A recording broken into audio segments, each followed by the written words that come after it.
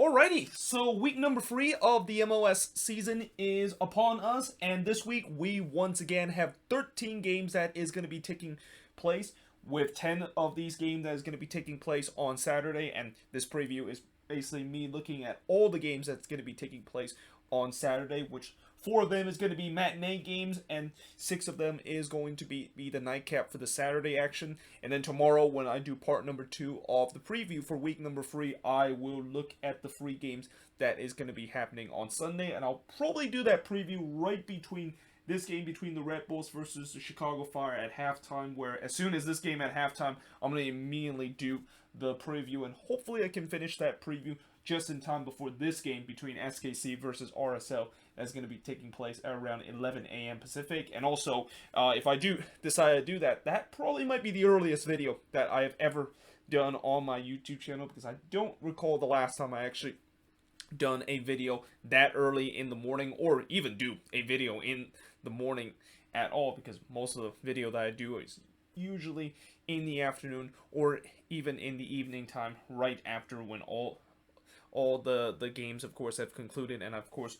or is doing the review. And also, speaking of that, I will be doing the review on Saturday night, because I am going to be doing some ground hop, and the ground hop that I'm going to be doing is going to be right around the busy action of the Saturday night action. But since Saturday, we do have this one weird game between DC United versus San Jose Earthquakes that decided to kick off at 11 p.m. Eastern, 8 p.m. Pacific. I'm basically probably going to maybe watch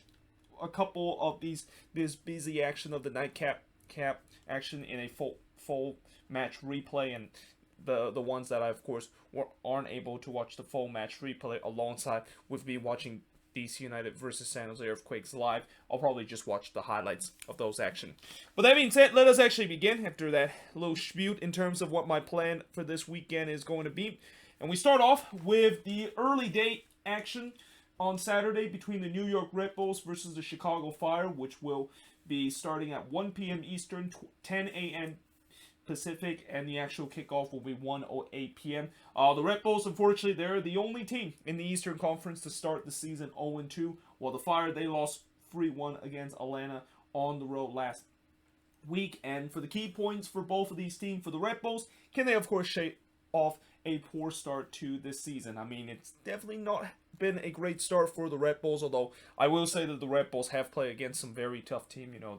know, playing their opening weekend against SKC is definitely not going to be easy, and then going on the road against a Galaxy team that have definitely looked like one of the surprising packages in the Western Conference, and especially how Chicharito has really started to get goings for that Galaxy team. You know, it's you can forget that the Red Bulls are kind of off to a bad start. But that being said, this is probably their easiest opponent that they're going to be facing to start the season, because for the Chicago Fire, we know they suck on the road. And the reason why they suck on the road is because they just have no luck in terms of going forward in front of goals. I mean, the last game, pretty much just a clear explanation of the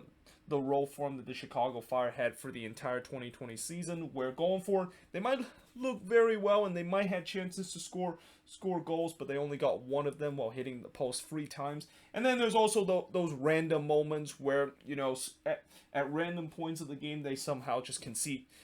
goals when they don't look like they were going to do. But the bottom line is, the Chicago Fire is not a very good road team, and if you're the Red Bulls, you got to capitalize on that and hope to get a win in this game and get the first win of the season for them, and also the first win for Gerhard Stubert, which, you know, for Stubert, it hasn't been a great start in his tenure with the Red Bulls. You know, he's now 0 for 3 in terms of his tally, even going all the way back to last year when he coached that first game with the Red Bulls in that Eastern Conference first round matchup against the Columbus Crew. But moving on, in terms of the next match, is going to be RSL versus Sporting KC. So this is going to be a lunchtime kickoff for RSL, as this game is going to start at 2 p.m. Eastern, 11 a.m. Pacific, but the actual kickoff will be 12:08 p.m. local time. RSL, of course, they won their opening game and probably were one of the more surprising result from week number 2. Well, I wouldn't say probably one of the more surprising results, but maybe one of the most surprising results, because we had a ton of surprising results happening in week number 2. But not a lot of people thought that RSL was able to go to Minnesota and able to win 2-1 there to basically get their record to 1-0-0. Well, for Sporting KC, they play on Friday, and they were the first team to play on week number 2, and they they drew 1-1 at home against Orlando City, and now their record is going to be 1-1-0. Now for RSL, they have definitely been a surprising package so far in the West, and I know it's kind of early, and they only play one game so far, but again, not a lot of people were expecting RSL to do well this season, and the fact that they were able to go on the road against Minnesota, a team that they have not won a single game on the road against Minnesota, it's quite surprising, the fact that they were able to come out with it with all 3 points, and it's going to be interesting to see whether or not if they can continue heading into this game. And for Sporting KC, there's definitely question in terms of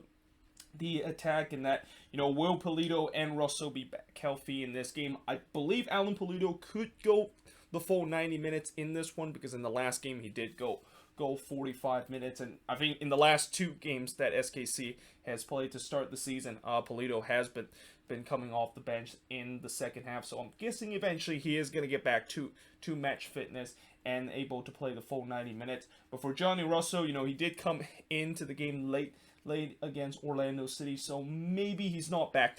to that 100% match fitness level where he might be going the full 90. But if you're SKC, you're just hoping that one of these guys can definitely go the full 90 minutes and be an impact player for you, because it's pretty clear that they definitely missed both of these players going for on the attack so far. Now, moving on, in terms of the next match, is going to be Montreal against Columbus. So this game will kick off at 3 p.m. Eastern, 12 p.m. Pacific, and this game the actual kickoff will be 3:08 p.m. Montreal, you talk about a surprising package, and how I talked about RSL was a surprising package in the West. Well, Montreal is pretty much the surprise package in the East, because a lot of people, including myself, predicted that Montreal was going to finish dead last in the Eastern Conference, and they only start the season by drawing 2-2 against Nashville, and also winning 4-2 against Toronto, and look like one of the best attacking teams so far in this early season, and they also improved their record to 1-1-0. Now, Columbus, obviously they won the bye week sweepstake last week, and speaking of which, I forgot to mention this week winner of the MLS bye week sweepstake, which this week's winner is Toronto FC, as they are the only team from this week that will not be in action, although I'm pretty sure Toronto will take that sweepstake any day as possible, especially now with the way that they have to play their CCL quarterfinal second leg game against Cruz Azul down in the Azteca, and they probably have the toughest task to overcome that first leg deficit that they had against a Liga MX team compared to the other two MLS team that is going to be going down to Mexico, and that the other 2 teams are going to have to maybe score 1 goal down in Mexico, or at least win by 1 goal against their Mexican opponent to be able to move on into the next round. So for TFC, they definitely will be welcome to, of course, get the rest. But for Columbus, speaking of which, Columbus, as I mentioned, they were one of the two team I've just mentioned. They, of course, draw 2-2 against Rayados, and there's no doubt that Columbus is going to rest most of their player. Although I think one player that they're not going to rest in this game is going to be Lucas Zaharian, because Zaharian unfortunately will not be available for that second leg game against Rayados down in Mexico. So I'm pretty sure Caleb Porter might as well just kind of start him there, because since he's not going to be available on Wednesday, there's really no point of resting him again in this one, and that hopefully he can also be a big impact player coming in this game, because we know for a fact that Columbus is going to go with a very weak squad, and that also kind of give a chance where Montreal, as I mentioned, they are the surprise package coming out the East, and it's going to be interesting. Can they, of course, sustain? And the fact that they are able to play against a team that is not really going to be full strength, there's definitely a chance that Montreal can actually win this one. And that, for Montreal this season, as much as I have been very surprised how well they have been playing, and a lot of these players that they got throughout the offseason has already be an immediate hit. We'll see whether or not if that, of course, continue, because I've seen this before with Montreal where they might start the season hot, but then when things go wrong and that when the goals started to dried out in their team, that's when things really started to go south for this team. So we'll see whether or not how long Montreal can continue this good form, and really a surprising great start to their season. And again, they have a big opportunity against a Columbus team that is most likely going to be short-handed and most likely is going to go with a reserve squad, knowing how important that second leg against Rayados in a couple of days is in that CCL quarterfinal second leg. But now moving on, in terms of the next match, is going to be Houston versus LAFC. So the Dynamo, their record is 1-0-1, while LAFC has a record of 1-1-0. This game will start at 3:30 p.m. Eastern, 12:30 p.m. Pacific, but the actual kickoff is going to be 2:50 p.m. And any times when a Saturday game starts around that time, you know it's probably going to be on Twitter, and unfortunately it is. So yeah, I mean, at least the good thing is this game, even though this game is on Twitter, it's not a Twitter game where I'm going to think that it's going to be the game of the week, and it's just really bummed the fact that this game is going to be on Twitter and just kind of ruin that excitement and that hype, the fact that this is a much-watched game, only to be ruined by some of those poor Twitter commentators that is going to be commentating this game. But that being said, this is still going to be a good matchup to see. You know, for Houston, even though they lost 2-1 against Portland away, I thought they played very well in that game. And they're also another team that have been kind of off to a surprisingly good start to this season, despite the fact that this is another team that I thought was going to be finished near the bottom of the Western Conference and that they were in a rebuilding year. Now, of course, they are going to be facing probably their toughest test this season, and especially their toughest test this season at home, as they're going to be playing against an LAFC side that drew 1-1 against Seattle at home. Now, obviously, when I mentioned how this was going to be the toughest test for Houston at home as they are about to play LAFC, well, that depend on whether or not if LAFC is going to have Vela and Rossi back in the starting 11. Because here in my key points, you know, I mentioned how for Houston this could be one of the toughest tests for them. Well, if LAFC does not have Vela and Rossi again, just like they didn't have them in that last game against Seattle, then there's definitely a chance that Houston does have a chance to get something out of this game, because we know when LAFC do not have Vela and Rossi, especially going forward, they're not as a good attacking team as when they have them on in the starting 11. And this is not a big surprise because those two players are considered two of the most lethal attacker in the league right now. So yeah, it's going to be interesting to see whether or not if LAFC is going to have both of those guys, and even if they have one of these guys back in the starting 11, it does going to be a bigger test for Houston to try to get something out of this game. But that being said, this is also another team where I mentioned where they're going to, if they are going to maybe sneak into that conversation of making the playoffs, they need to, of course, win all their home games. And so far, they're kind of getting off to a good start in terms of their first home game of this season, which was that win against the Quakes in the first week of the season. But now moving on, in terms of the next match, is now going to be the nightcap action. And this is probably the game that is going to be the game of the week that is not on national television, between New England versus Atlanta United, as New England coming into this game with a 1-1-0 record, while Atlanta coming into this game also with a 1-1-0 record. This game will start at 7 p.m. Eastern, 4 p.m. Pacific. The actual kickoff time will be 7:08 p.m. New England, of course, won 1-0 against DC United at home in the last match, while Atlanta, they won 3-1 against the Chicago Fire, and it's actually not away that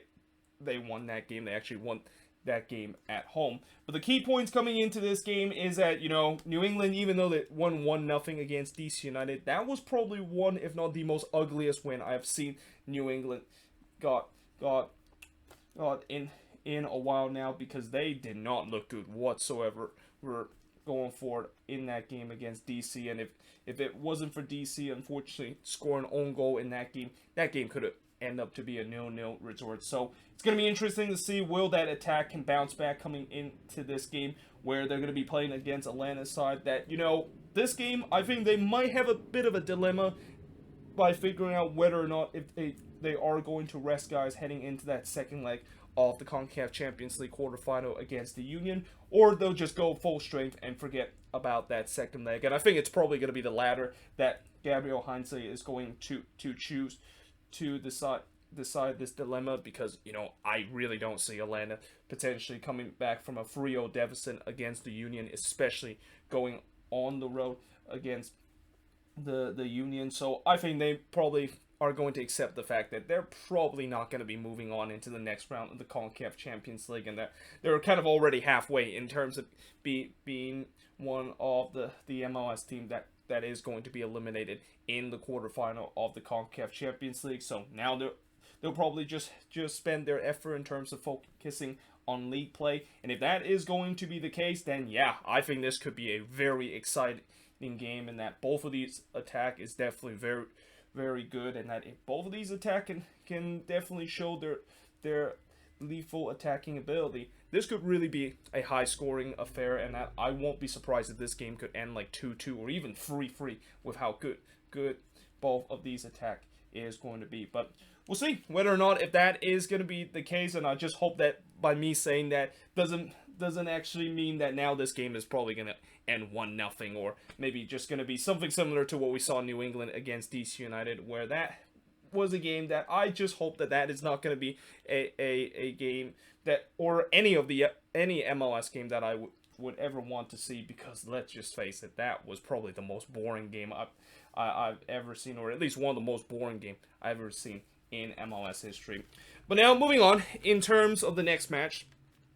is going to be the last one on this board, which is going to be Orlando City versus FC Cincinnati. So Orlando, they're going to be coming into this game with a 1-1-0 record, while FC Cincinnati coming into this game with an 0-1-1 record. This game will kick off will start at 7:30 p.m. Eastern, 4:30 p.m. Pacific, but the actual kickoff will not start until 7:30 p.m. local time. Orlando, of course, drew 1-1 against Sporting KC away, while Cincinnati, yeah, the less said about what happened last time, the better is for them. But the key points for this game for both of these teams, obviously for FC Cincinnati, can their defense actually show some grit after what it's been going on for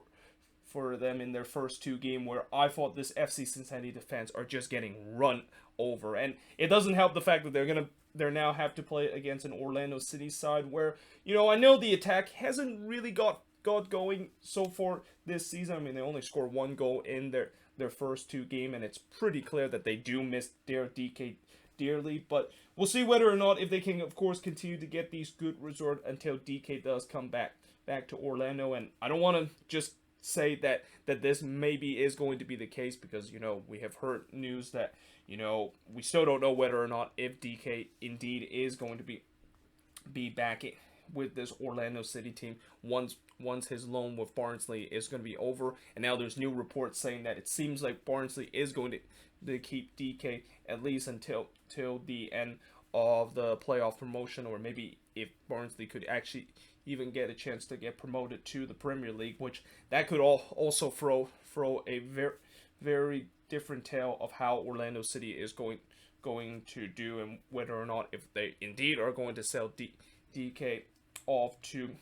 Barnsley, knowing the fact that they got promoted to the Premier League, or sell them to another team, or maybe if Barnsley does not get promoted, what's going to happen, whether or not if DK is going to come back to this team, or is he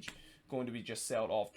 to another European team. But either way, it is pretty clear that Orlando City is very desperate to try to get DK back into this team. And if everything goes well, where eventually they are going to get DK back in this team, they're certainly hoping that at least for now, they just need to hold above water right now, continue to get these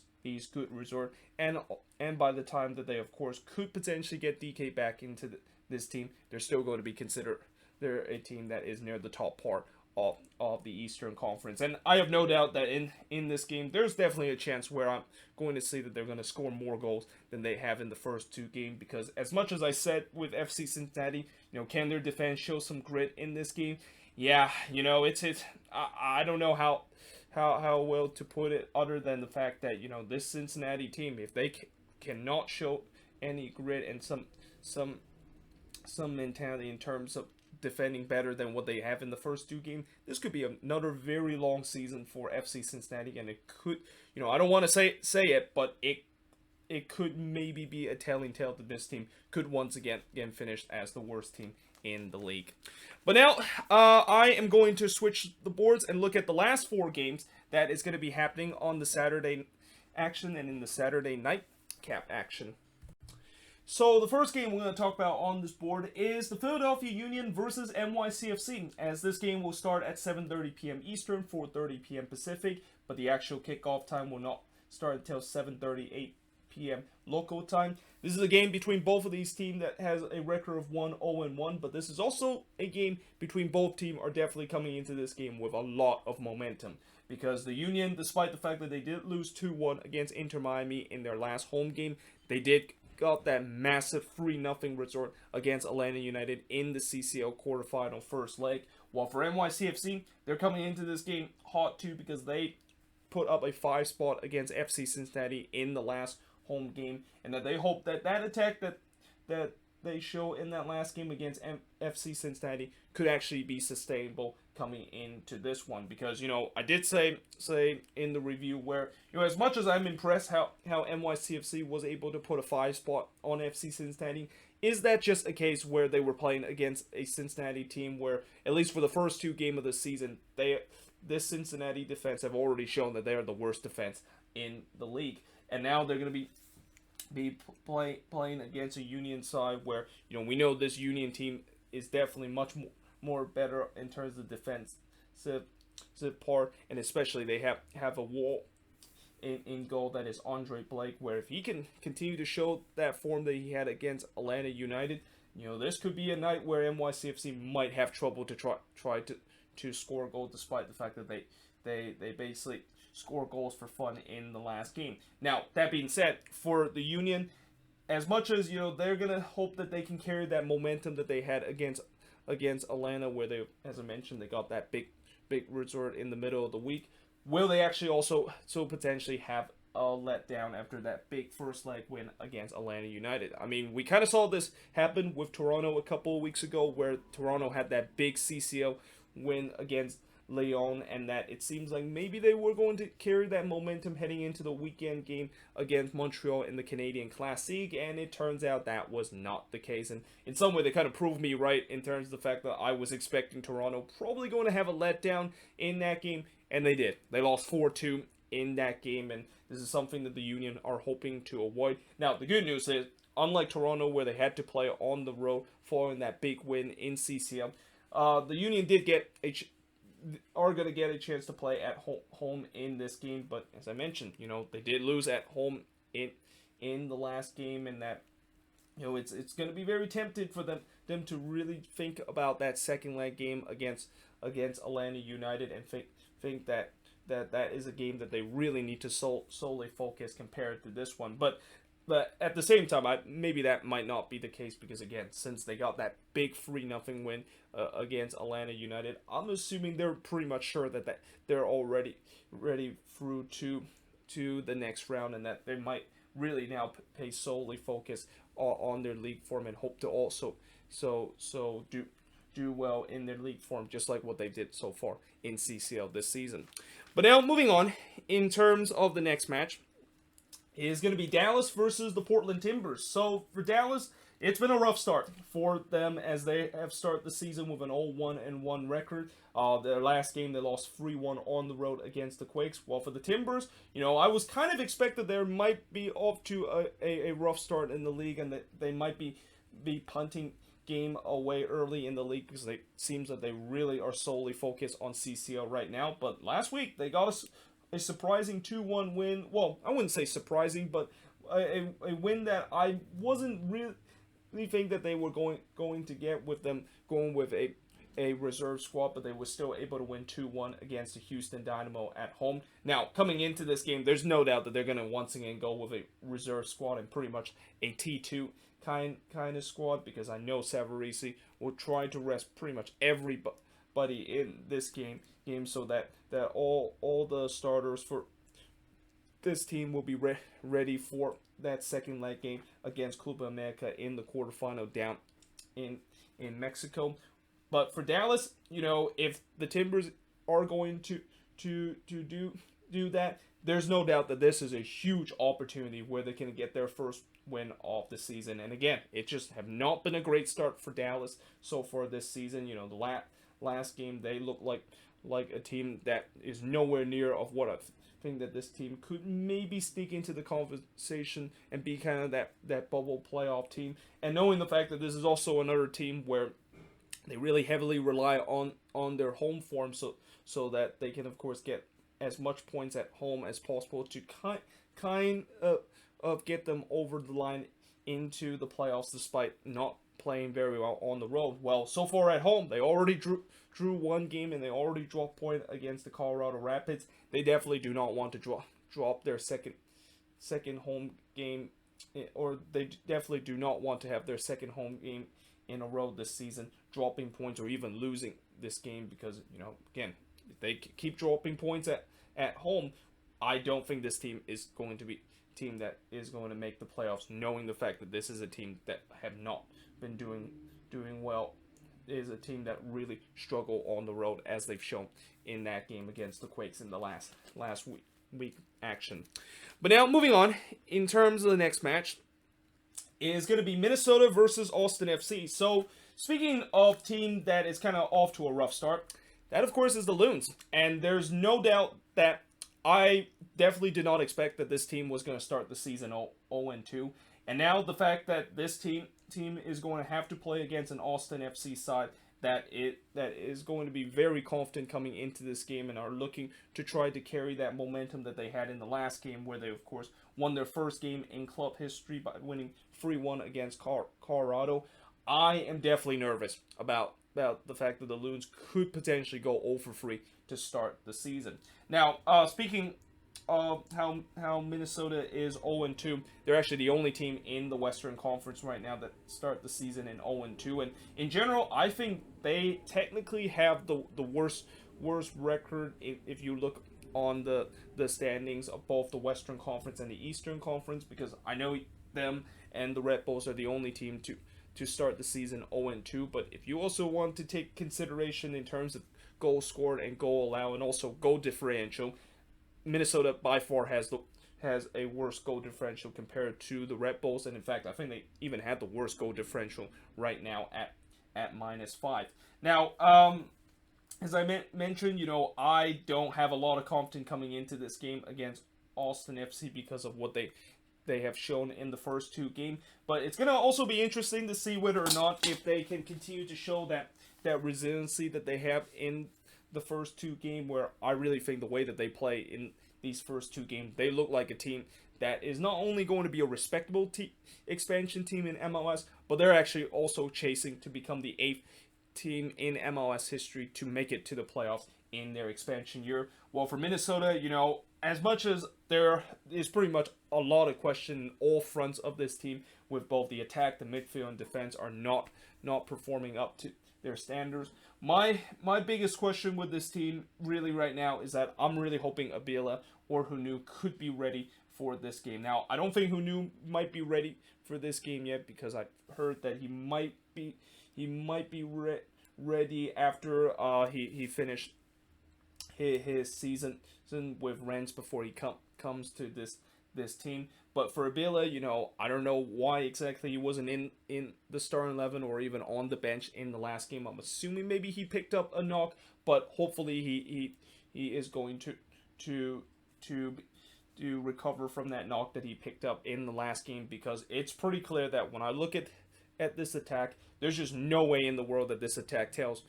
me that this team can, of course, score goals. And also on the defensive end too, I also hope that Debasi will be back in this team, because it's clear that that's also another department where we have really struggled in this early part of the season. But at the end of the day, as much as I know a lot of Minnesota fans have already started to panic, and that I think some will also say that they might go into full-blown panic mode if they do lose this game against Austin FC. I'm still not going to be in that stage just yet because, again, we do have some attacking reinforcement that is going to happen. But despite the fact that I've also said that I'm not in that full-blown panic mode just yet, my concern level, which is kind of already right around here to the level about 75% concern after how this team have looked in the first two games, it could really go up to maybe 85 or even 90% if they do lose this game against Austin FC. And especially it's always embarrassing to lose a game against an expansion team, but especially lose a game against an expansion team at home, and a team that has so much expectation, and a team that is supposed to be an MLS Cup contender this year. Yeah, it's understandable why a lot of people think that there's just, if they do lose to Austin in this game, there is a reason why there is got to be some panic alarm that is going to be sound with this team off to such a slow start like this. But yeah, moving on into the last game on this board, and the last game I'm going to be previewing in part 1 of this preview for week number 3 of the season is the San Jose Earthquakes versus DC United. So I am wearing my 2015 San Jose Earthquakes away kit, and I originally was going to wear my San Jose Clash shirt that I ordered a couple of weeks ago, but for whatever reason, that shirt decided to not ship it to my house until the middle of May, and I have no idea why it's taking this long for that shirt to basically mail it to me, because the whole reason why I bought that shirt was to wear it during this preview and also potentially going to this game, which unfortunately I am not actually going to be attending this one, even though this game is going to be at PayPal Park. But yeah, I think this is pretty much my alternative, where I decided to kind of wear kind of a heritage San Jose Earthquakes away kit with some of their heritage color, with it being red. But that being said, I also wish that San Jose Clash shirt did arrive on time, because that is really the shirt that they wear back in 1996 when they played the game against DC United, which that game is going to forever means a lot to the league, because that is the first ever game in league history, and that is a game that is going to be replayed for a very long time if you want to look at the history of MLS and how it all started back in 1996. Now, coming into this game, another thing that is kind of weird coming into this one is that this game is going to kick off at 11 p.m. Eastern, 8 p.m. Pacific. Or actually, it's going to start at 11 p.m. Eastern, 8 p.m. Pacific, but the game will not kick off until 8:08 p.m. local time. And originally, this game was supposed to start at 10 p.m. Eastern, 7 p.m. Pacific, but for whatever reason, they decided to push this game an hour back. And I thought originally maybe the reason why they decided to push this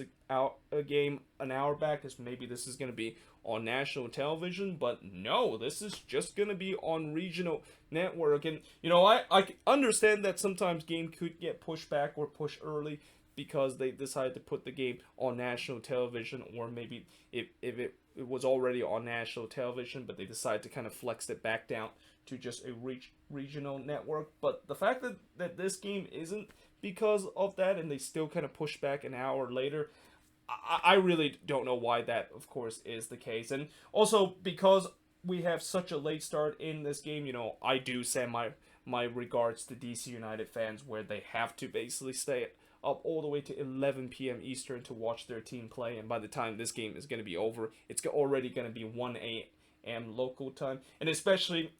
I do send my deepest regards to any DC fans that, in case they do have to work on Sunday, yeah, it's going to be very rough for them to basically watch their team play, and they'll probably maybe get like 5 or 6 hours of sleep before they have like an 8 a.m. shift on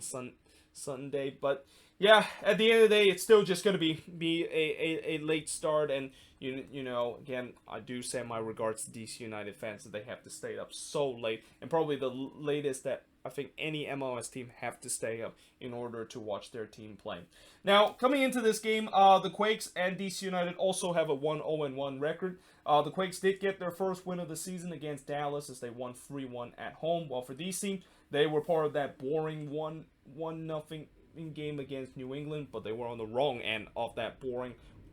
1-0 game against New England as they lost this one. Now, for the Quakes, you know, my key points coming into this game is really, can they actually win against a DC team that, for whatever reason, they do not have a good record against them. And this is also another team where, for whatever reason, when the Quakes play against DC, it doesn't matter if DC is good or not, or if the Quakes are playing them at home or on the road. DC United always find a way to beat the Quakes, at least when you look at these last 5 head-to-head meetings. I mean, I think the only time when the Quakes actually got something against DC was back in, I think, 2018 or 2019, when they did get a point against DC United on the road. But other than that, I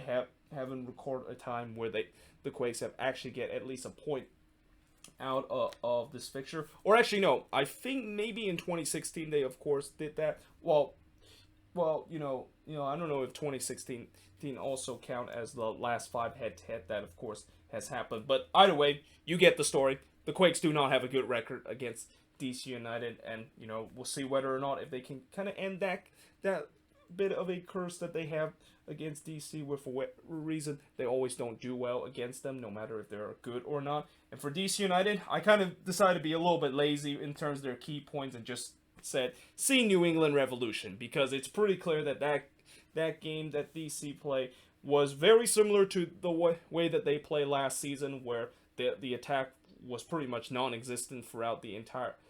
game. And you know, if they show that kind of desire throughout this game, or even in some of these games in the future, this is definitely a team that I don't think is going to go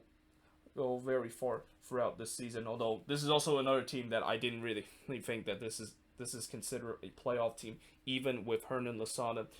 coming into this team. And you know, you would expect that he might hopefully improve this team and maybe get this team back to a playoff contender. But in reality, you know, besides that one good game and that one 10-minute spell where they look good against NYCFC, where they score those 2 goals to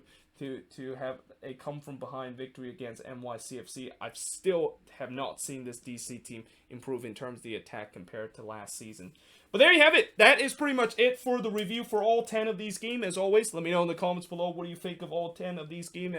and also let me know in the comments below your prediction in terms of all 10 of these games that's going to be happening on Saturday. Again, tomorrow I will be doing the preview of the last 3 games that's going to be happening on Sunday. But until then, hope you guys enjoyed this video. If you do, make sure you guys leave a like, smash the subscribe button, and yeah, I of course will see you guys next time.